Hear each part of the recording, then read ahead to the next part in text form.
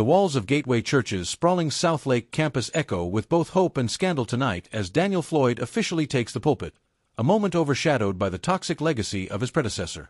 Before we unpack this explosive saga, if you're tracking America's biggest church scandal, support our journalism, hit like, comment your thoughts below, and subscribe for breaking developments. Floyd, the Virginia-based pastor who built LifePoint Church from scratch, declared in a trembling-voiced video announcement that divine calling compelled his move. God made it undeniably clear North Texas is my mission field. But his spiritual fervor collides with a grim reality. This transition isn't routine. It unfolds against Robert Morris's dual legal battles, child sex abuse charges that could imprison him for life, and a brazen million-dollar lawsuit against the very congregation he betrayed. Morris's descent began imploding last June when Cindy Clemisher, now 54, shattered decades of silence. Her meticulously documented account of abuse starting in 1982, when Morris was 28 and she was 12 during counseling sessions, forced his resignation. Gateway's initial statement called it merely inappropriate behavior, a phrasing that ignited survivor advocacy groups.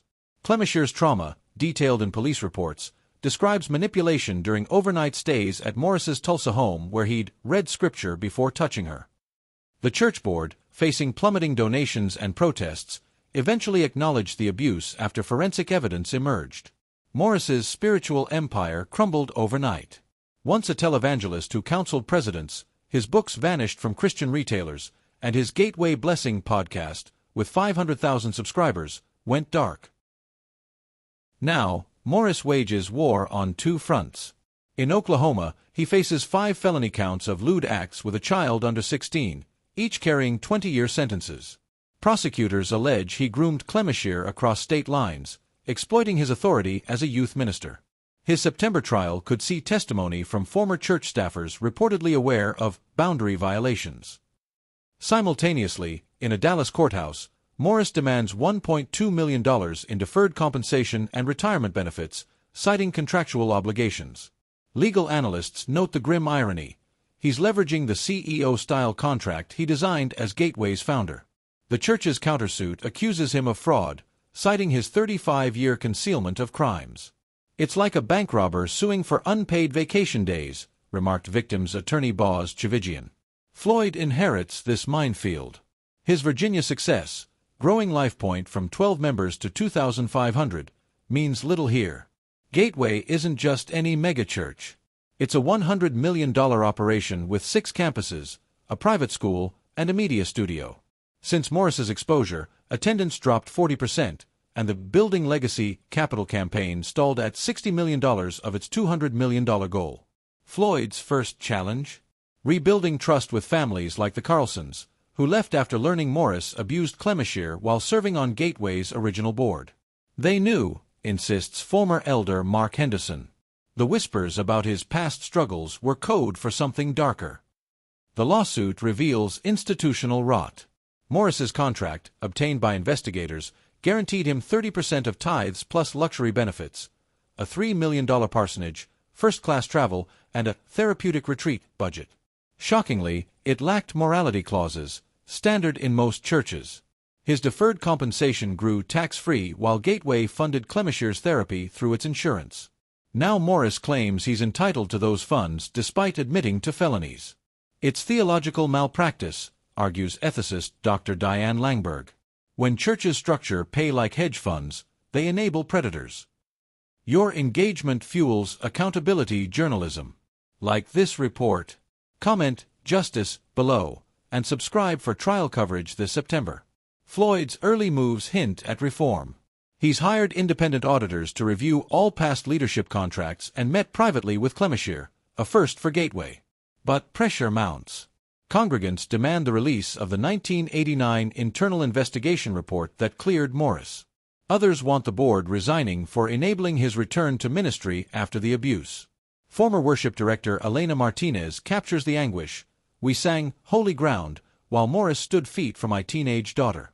That haunts me. The Oklahoma case intensifies. Prosecutors recently added 2 witnesses, former church secretaries who allegedly scheduled Clemisher's sessions with Morris. Text messages show Morris directing staff to prioritize Cindy's discipleship. If convicted, his sentence could exceed Clemishir's lifetime. Yet the civil suit drags on, with Gateway's insurers refusing to pay Morris's claims, calling them crime-related losses. The discovery process could unearth more victims.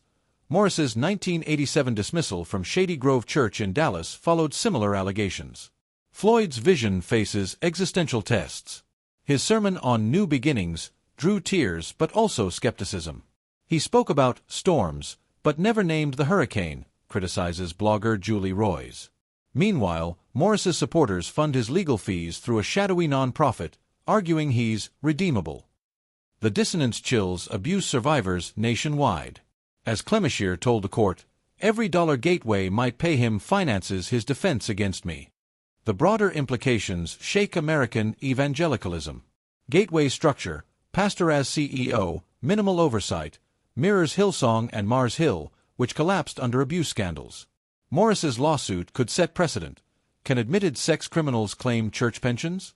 Legislators in Texas now push bills requiring clergy contracts to include felony forfeiture clauses. "We're treating churches like corporations," says State Rep. Victoria Neve. "It's time they act like them." The Gateway saga transcends one man's crimes or one church's crisis. It's a referendum on power, memory, and institutional soul-searching. Daniel Floyd's leadership will be measured not by attendance spikes but by uncomfortable truths unearthed. Will he open decades of sealed records? Redirect millions from Morris's demanded payout to survivor funds? The answers ripple through every parishioner who ever tithed while abuse hid in plain sight. Robert Morris's September trial will parade grim evidence: diaries, medical records, testimony about a girl taught to equate violation with godly submission. But the real reckoning lives in Floyd's choices. When he faces the cameras next, will he name Morris's acts as evil, not just failure? Will he dismantle the board members who recycled predators? Megachurch mechanics, the stage lights, the coffee bars, the jumbotron sermons, mean nothing if the foundation stays poisoned. For survivors beyond Clemishir, Gateway's response could ignite change or cement despair. 20 states still exempt churches from mandatory abuse reporting. 30 have no clergy malpractice laws. Morris's lawsuit, grotesque as it is, exposes this vacuum, a system where spiritual authority can morph into financial and sexual exploitation with near impunity. Floyd's resume boasts church growth strategies, but his legacy hinges on dismantling. Tearing up Morris's contract. Funding independent victim advocacy. Publishing every concealed document. Anything less makes him complicity's new face. As the Oklahoma prosecutor told jurors, abuse thrives in silence, but justice screams. The world watches whether Gateway's new pastor finds his voice, or lets the scream die in his throat. This story isn't over. For trial updates and investigations into religious institutions, tap like, comment with prayers for survivors, and subscribe. The survivors deserve witnesses.